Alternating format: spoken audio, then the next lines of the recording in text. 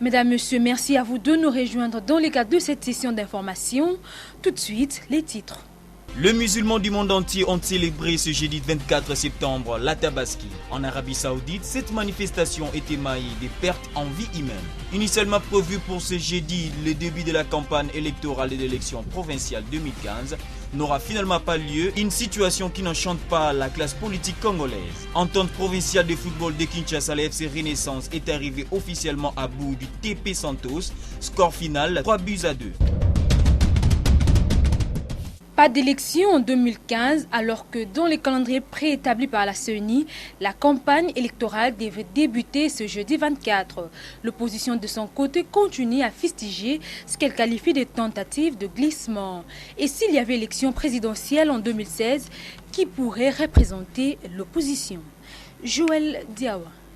L'UNC de Vital Kamere, MLC de Jean-Pierre Bemba et CD de Martin Fayoulou, bref, toute la dynamique de l'opposition s'est réunie le mardi 15 septembre dernier au terrain Sainte-Thérèse de Ndjili. Le maître mot de ce rassemblement était le respect de la Constitution et l'alternance en 2016. Alors que la CENI vient d'annoncer que la campagne électorale pour les scrutins de 2015 a été annulée. Sur ce, l'opposition met en garde toute tentative malveillante de glissement et plaide pour le respect du mandat présidentiel. Il n'y a aucun Congolais qui veut de Joseph Kabila après 2016 parce que la Constitution a réglé cette question. Nous étions au référendum en 2005-2006 où nous avions dit, et Kabila était toujours là, où nous avons dit que chaque président de la République n'aura droit qu'à 2 mandats.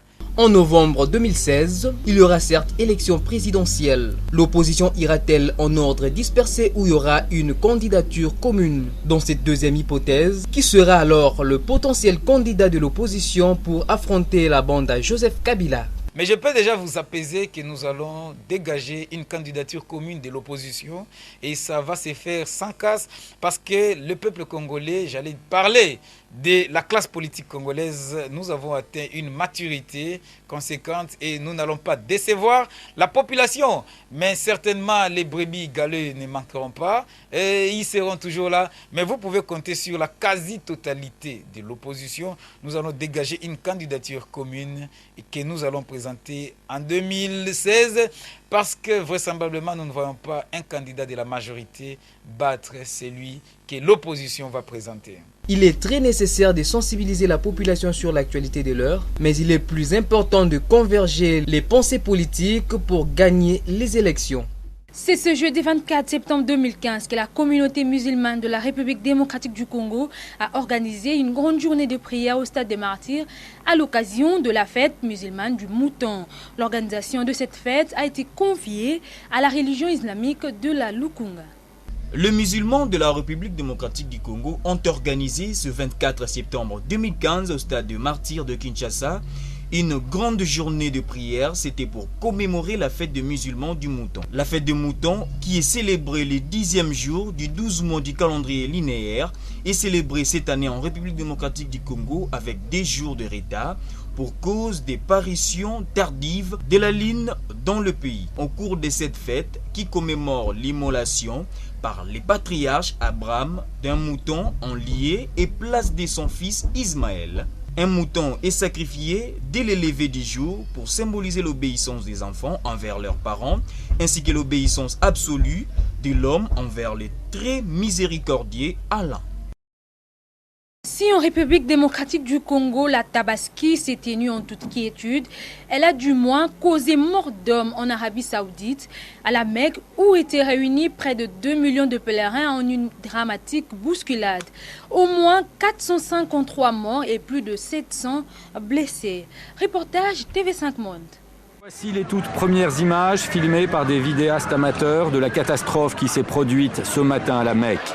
Selon un dernier bilan, toujours provisoire, plusieurs centaines de pèlerins musulmans ont été tués dans la bousculade et des centaines d'autres ont été blessés. On ignore les circonstances exactes du mouvement de foule qui a provoqué la catastrophe.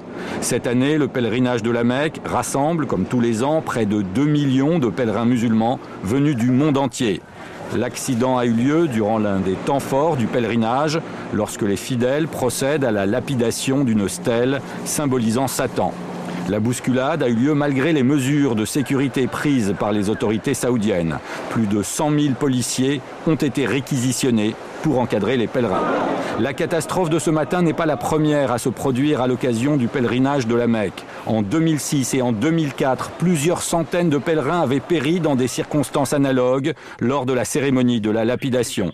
Et il y a 15 jours, le 11 septembre dernier, la chute d'une grue située sur un chantier à proximité des lieux de pèlerinage a tué 111 pèlerins. Ouverture ce mercredi 23 septembre du Forum de l'innovation de Kinshasa. Ces forums dont l'objectif est de puiser à la source sacrée une garantie pour les générations à venir a eu lieu au fleuve Congo Hôtel à la Gombe. Merlin Kamalandwa.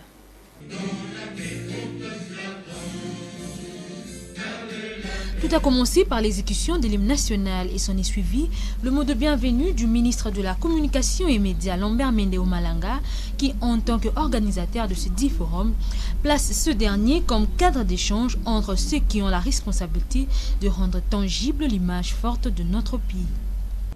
À l'occasion de la 69e session de l'Assemblée générale des Nations unies, devant le monde entier, le président de la République, Joseph Kabila Kabange, annonçait avec une fierté légitime la renaissance de la République démocratique du Congo.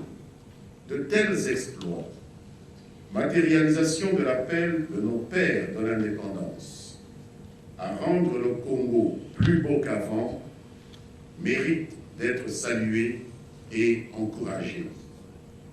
C'est la raison essentielle qui a milité en faveur de l'organisation de ce forum de l'innovation.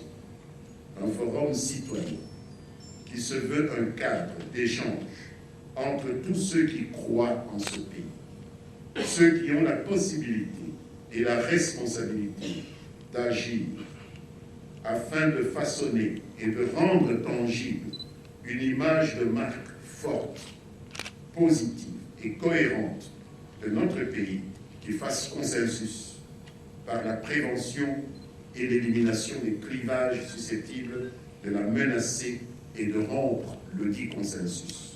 Accrochant de l'innovation dans le processus d'émergence de notre pays, la RDC, c'était autour de ce thème que le vice-premier ministre, ministre du Travail et Prévention sociale, Willy Makiachi, a procédé à l'ouverture de ce dit forum.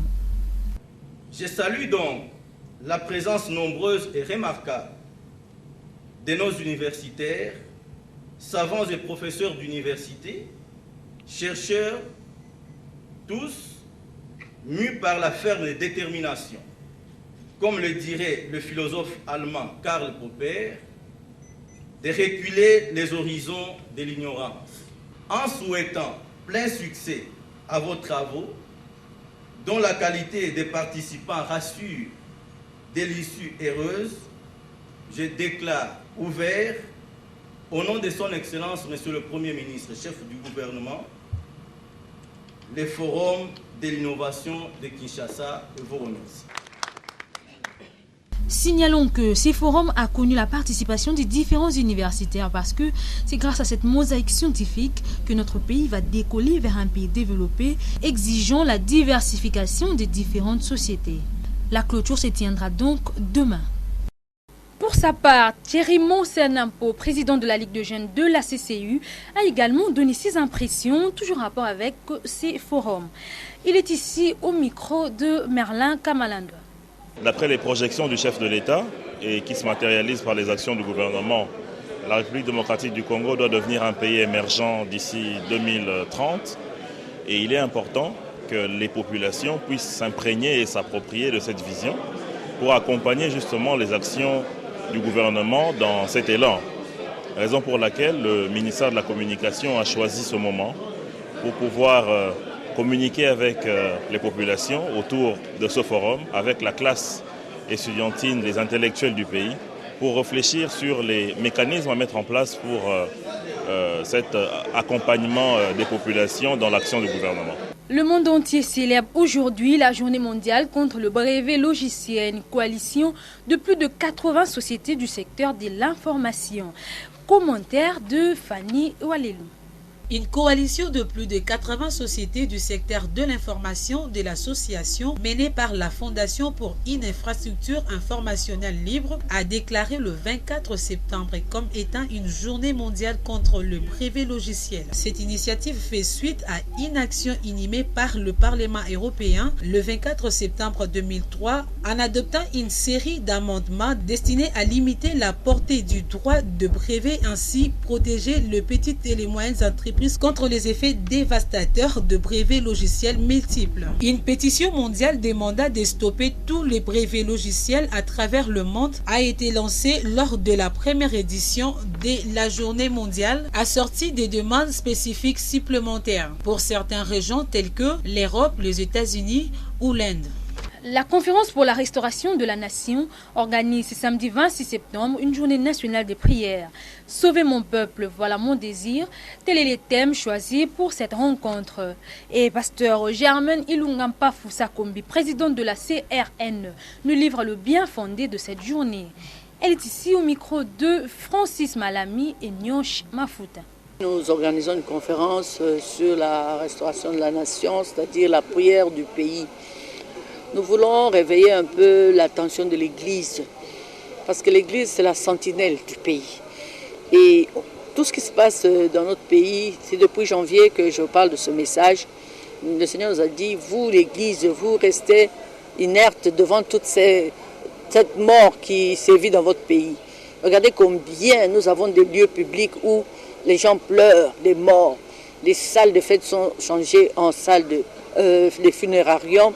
L'objectif est que nous puissions être en paix, que nous puissions être comme les autres pays qui vivent, et vous voyez rarement des corbillards passer, vous voyez rarement des gens pleurer comme on voit dans notre pays.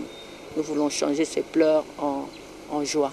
Suite aux énormes accidents de circulation causés par certaines voitures, le gouvernement provincial a interdit les voitures à volant droit de faire le transport en commun. Cette nouvelle n'enchante pas les chauffeurs de Kinshasa. C'est un reportage de Souria Kaouma et Trésor Toto.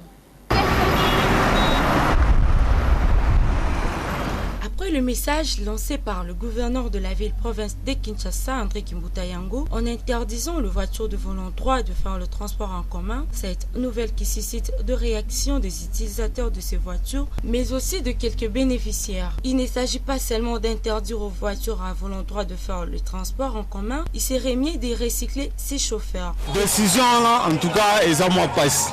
Nous avons la décision, monsieur Zoman. Est-ce que va peu comme la réalité va tout sous bien la décision la décision est volant droit de ça la sous-souté les amants passent pour nous parce que quand la terre va taxi surtout au les taxi il fait occasion d'Europe et c'est débat qui bien qu'ils ont volant gauche mais volant droite au moins et elle lui sur moi lix moi lix sur moi na taxi quand même ba tourno va na l'aise bazo se pera nango bon tant ba pekisa que non volant droit c'est souci quand on masu na ba taxi wala occasion d'Europe ya ba olimo kota na kata mutu ka pantalon pasuki et la mbo pasuki après na suki la mbala tout ça tu viens ni dans les mois passe plutôt ne ba ça la contrôle recyclage ya ko sala ya ko landela percer bala ma bateau bazo conduire parce que faute ça mi tukate ceux qui en ont un accident pour un accident et ils ont des conducteurs ou va conduire en mabe soit les questions à nous tout côté donc balande bateau va conduire na chauffeur na souffrant. Cette décision du gouvernement provincial est saluée par certaines personnes qui affirment que ces voitures sont à la base de la plupart d'accidents. Pour ça taxi normalement ils sont interdits. Dans le pays, nous avons que taxi, même bateau, voler droit, c'est interdit. Donc, on peut et quand les parce que même c'est compliqué. Pour la qui dit bon, qui a comme matelas, qui dit que quitter, non, c'est là. Donc, c'est interdit. Voilà le même raison. Interdire ou pas l'utilisation de voitures à volant droit pour le transport en commun, un bon recyclage serait une solution palliative à tous ces accidents. Parlons maintenant de l'actualité en dehors de nos frontières. Le coup d'État au Burkina Faso n'aura duré finalement que 7 jours. Le président Michel Kafando a été rétabli dans ses fonctions. Plus étonnant encore, le général putschiste a assisté hier en personne à cette cérémonie à Ouagadougou. Reportage de nos confrères de TV5 Monde. C'est désormais officiel, Michel Kafando est rétabli dans ses fonctions à la tête du Burkina Faso lors d'une cérémonie en présence de nombreux chefs d'État. C'est le cas également de l'ensemble de son gouvernement. Lors de cette cérémonie, Michel Kafando rappelle son objectif primordial, l'organisation d'élections démocratiques. La réaction populaire, et en particulier celle de notre jeunesse militante, la réprobation de la communauté internationale, la condamnation unanime de ce coup d'État conforte notre certitude que nous sommes sur la bonne voie et que notre cause est juste. Michel Kafando avait été renversé le 17 septembre dernier par un coup d'État mené par le régiment de sécurité présidentielle, une unité d'élite de l'armée burkinabé proche de l'ancien président Blaise Compaoré. Le chef des putschistes, le général Gilbert Diendéré, a confirmé que le putsch était terminé. Il a même regretté cette tentative de coup d'État. Et si le retour de Michel Kafando est désormais acté, le Burkina Faso est encore loin de la sortie de crise et de nombreuses questions cruciales restent sans réponse après ce putsch raté. Et malgré la restauration des institutions, le pays reste divisé. Quel sort sera réservé aux militaires putschistes? 1 millier de personnes étaient rassemblées hier dans la capitale pour dire leur opposition à toute amnistie. 2 des principaux candidats à l'élection présidentielle réclament la dissolution immédiate du RSP, qui a accepté de rester cantonné dans son camp. Les forces loyalistes ont eux aussi promis de reculer. Le pape François a rencontré cet après-midi le président américain Barack Obama à la Maison-Blanche. Et vers l'après-midi, il a été ce jeudi au Congrès américain. Une première pour le souverain pontife de s'exprimer devant les 500 élus du Parlement. Suivez. Il multiplie les bains de foule. Depuis son arrivée à Washington, le pape François va à la rencontre du peuple américain. Et ce fils d'immigrés italiens trouve les mots justes. Je suis heureux d'être l'invité de ce pays qui a été bâti par des familles d'immigrés. Partout où il passe, la ferveur est forte, en particulier auprès des Américains d'origine latino. Il montre sa gentillesse, il est très généreux et très humble. C'est le meilleur parce qu'il est latino. Pour son premier voyage aux États-Unis, le pape demande que les crimes pédophiles commis par des prêtres ne se répètent jamais et il lance un nouvel appel pour la protection du climat. Et la prochaine étape du voyage du pape aux États-Unis, ce sera un discours qu'il va prononcer devant le Congrès.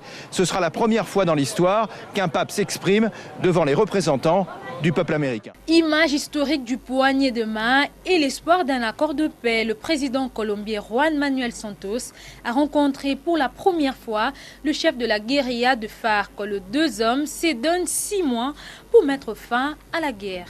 Reportage de nos confrères de TV5 Monde. Une poignée de main historique et une étape décisive vers la paix. Le 23 septembre 2015 restera sans doute comme une des dates les plus importantes de l'histoire de la Colombie. Aujourd'hui, je suis venu à La Havane pour annoncer à mes compatriotes, les Colombiens, au monde entier, mais surtout aux victimes, que nous avons atteint un accord sur la base d'un plan judiciaire. Ce qui me permet de dire avec conviction que nous allons faire acte de justice pour les victimes. La rencontre inédite entre le chef de l'État colombien et le numéro 1 de la guérilla des FARC aura donc porté ses fruits. Il faut dire que le premier a multiplié les gestes de bonne volonté. Juan Manuel Santos ne s'était jusque-là jamais rendu à la table des négociations engagées à La Havane il y a maintenant presque 3 ans. Et il est aussi le premier président colombien depuis 14 ans à rencontrer le chef de la rébellion marxiste. Avant même que ne débute la réunion à huis clos entre les 2 hommes accompagnés du président cubain, Juan Manuel Santos avait exprimé son enthousiasme sur les réseaux sociaux en affirmant que la paix était proche. Un message auquel les FARC ont répondu qu'elle était arrivée. Elle sera en fait signée dans 6 mois. C'est ce à quoi se sont engagés les 2 parties. Ce pas énorme, comme le qualifie lui-même le président colombien, c'est la signature d'un accord crucial sur le sort judiciaire des combattants qui l'a permis. Si les crimes contre l'humanité, de génocide, les crimes de guerre, les déplacements forcés et les actes de torture ne seront pas amnistiés, les crimes politiques ou connexes, eux, le seront. Une entente qui ouvre la voie à la fin du plus vieux conflit armé d'Amérique latine, qui a fait officiellement quelques 220 000 morts et 6 millions de déplacés en un demi-siècle. Dans notre rubrique Vertu de ce soir, nous vous parlons de bienfaits de l'avocat.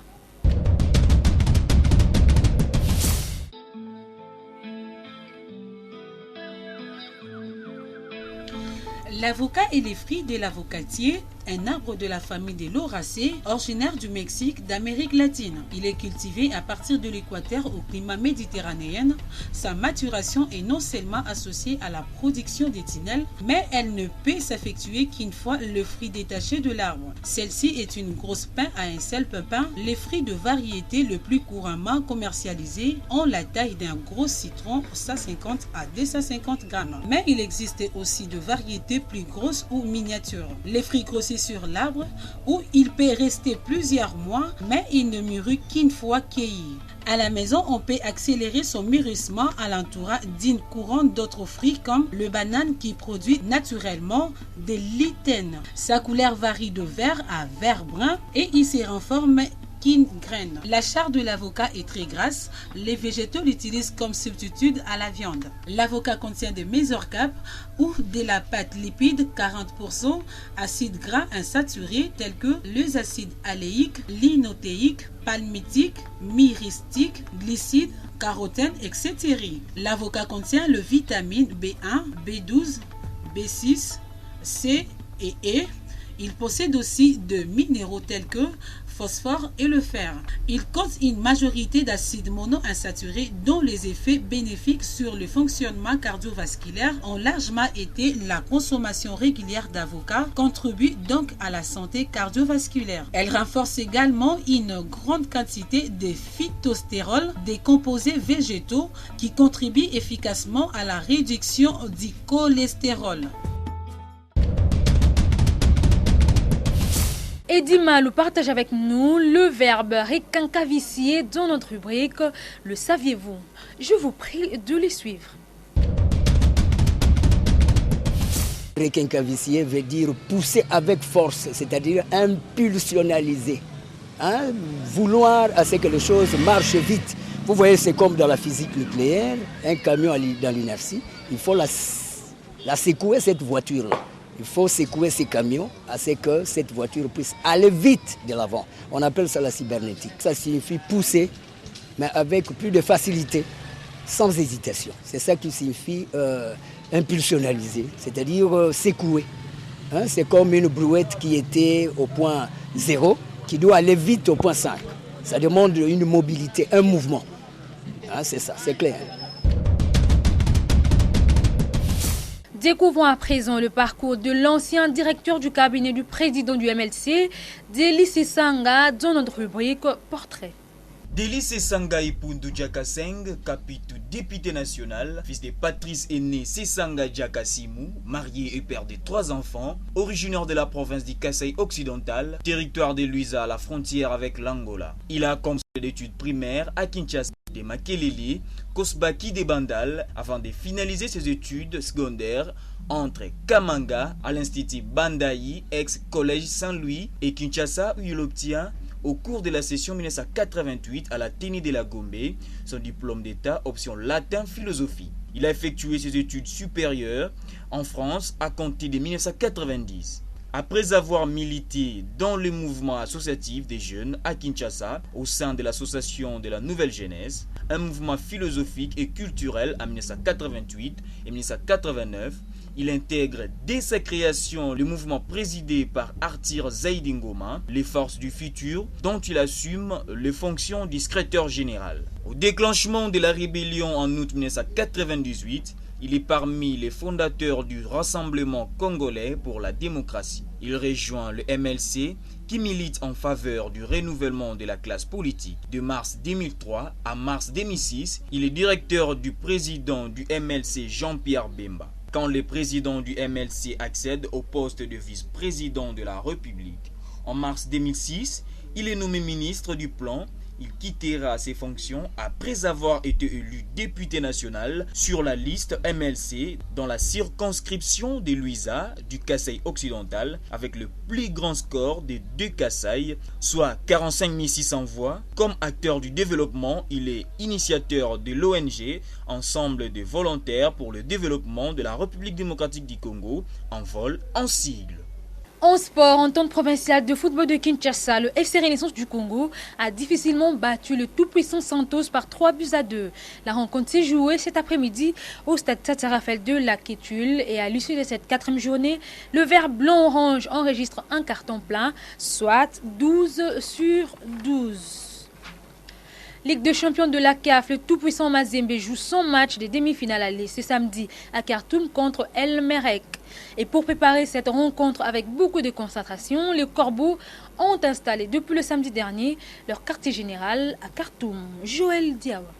Après sa tonitruante victoire lors de la dernière journée de la phase des poules 5-0 contre Maghreb Tétouan, le tout-puissant Mazembe se veut de plus en plus rassurante. Pour bien préparer le match de demi-finale aller contre El Merreikh du Soudan, les Corbeaux de Lubumbashi ont voulu être très loin du public et ont installé leur quartier général à Khartoum depuis près d'une semaine. Question de s'acclimater. Un travail d'une semaine qui satisfait le staff technique. On a pu s'adapter notamment à la chaleur. On sait que c'est une des principales difficultés. Quand on joue au Soudan, il fait beaucoup plus chaud qu'à Lubumbashi.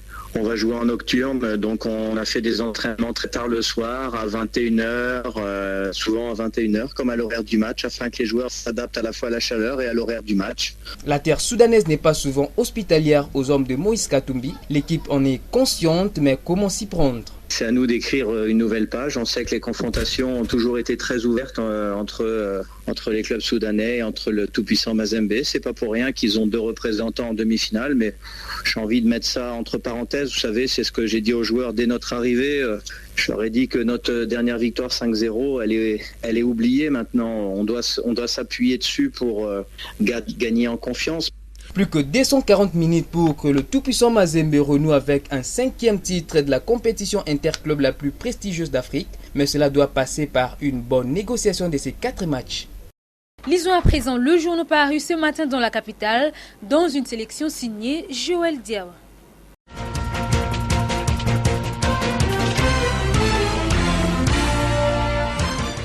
Bonsoir et bienvenue à cette revue de presse. Les journaux parus ce matin à Kinshasa, dans leur quasi-totalité, sont revenus sur la radiation des 26 cadres au sein de l'UDPS résidant à l'étranger et le processus électoral 2015-2016. Dans le bulletin quotidien de l'agence congolaise de presse de ce jeudi, on peut lire 26 membres de l'UDPS résidant à l'étranger radiés du parti.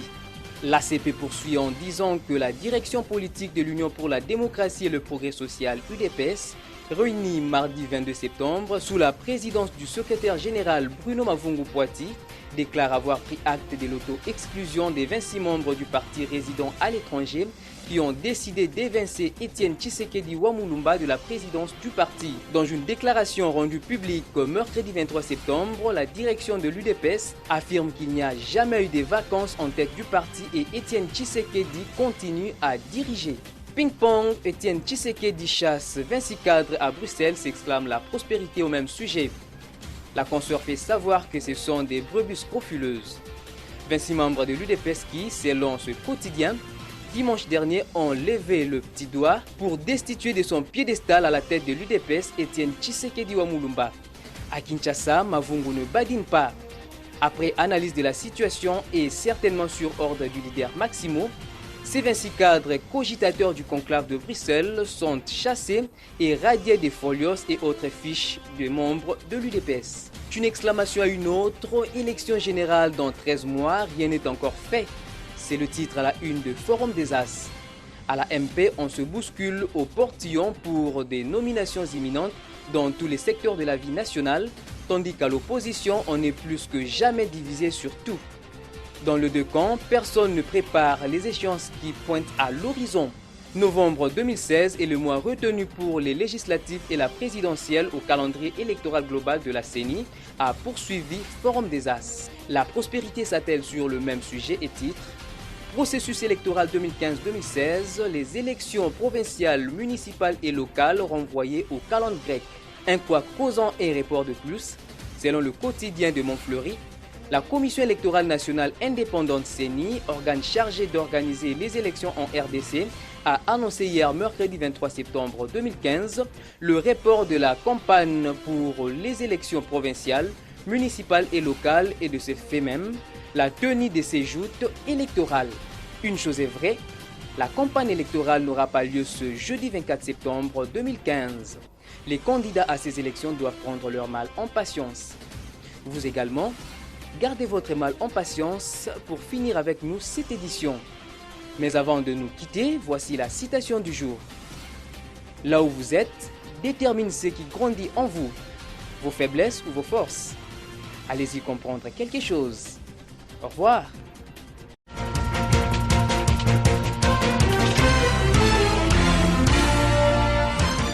Place à présent à la page Actu Plus Pro promo.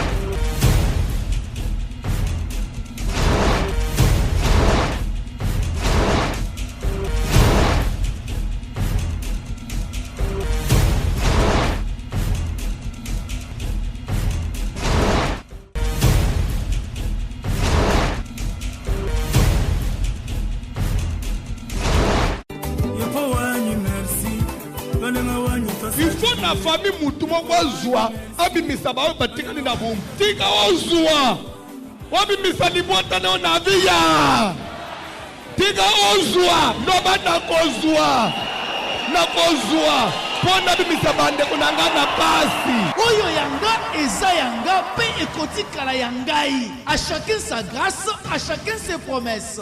Ndeko Molingami, l'église Aseka Kalembelembe, en collaboration avec le groupe d'intercession Babouki Bikeko, organise un grand service de 21 jours de forte prière, de délivrance et d'enseignement avec comme thème ce qui est à moi est à moi. Oyo yanga eza yanga. Banakin, Banabraza, Tokomingonga yako vivre repos na misala na biso. Mosala ne pesa kambano, mosala ne pesa ka repos. Du dimanche 6 au dimanche 27 septembre 2015, chaque jour Moutoupe Moï Liboso Nzambe, de 10h à 12h, de 16h à 19h30 et de 1h à 3h30. Notez bien, samedi 26 septembre 2015, Bisso Banso na boulevard Triomphal pour célébrer victoire avec l'homme à la tunique de plusieurs couleurs, le commandant du temple, le pasteur François Moutombo. Voici l'homme. Ndeko Tokomi Tambuya yo osonga na badroit na yo. Tika ete Nzambe a restauré vie na yo,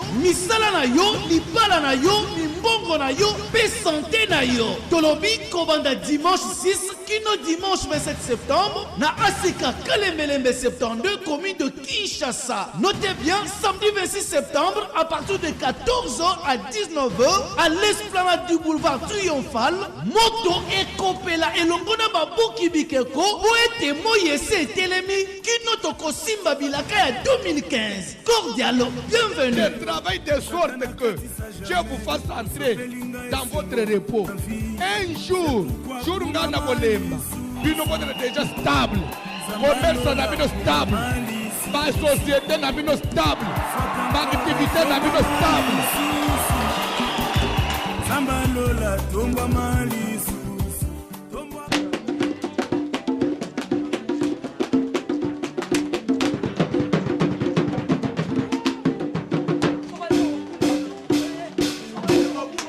Nous sommes déjà en préparatif pour ce grand concert d'adoration et de louange qui est organisé ici à la PFK, CAC, la sœur Clarisse avec l'orchestre, son orchestre, la trompette de l'Éternel, conjointement avec nous, la paroisse, sa paroisse, la paroisse CAC PFK.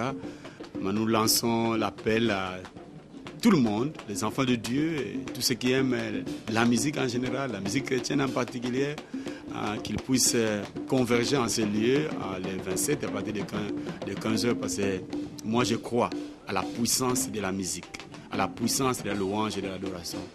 Comme nous l'avons l'habitude de dire, la louange brise les chaînes.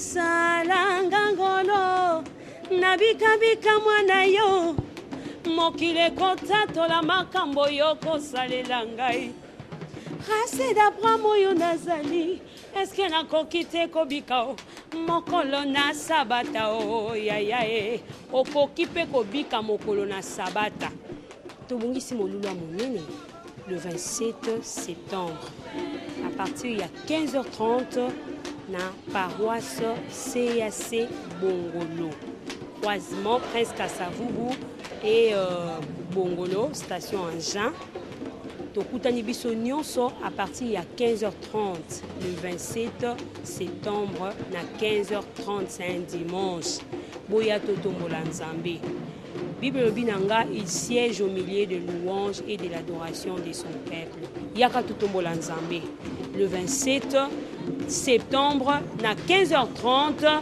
na paroisse CAC Bongolo entrée gratuite.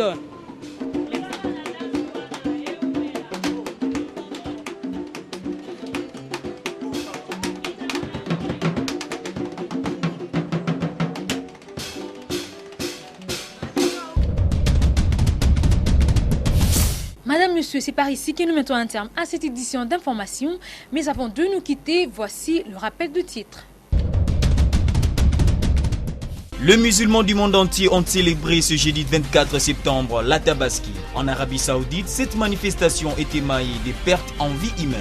Initialement prévu pour ce jeudi, le début de la campagne électorale de l'élection provinciale 2015 n'aura finalement pas lieu, une situation qui n'enchante pas la classe politique congolaise. Entente provinciale de football de Kinshasa, la FC Renaissance est arrivée officiellement à bout du TP Santos. Score final 3-2. Ce journal est complètement terminé. Merci à vous de l'avoir suivi. Au revoir.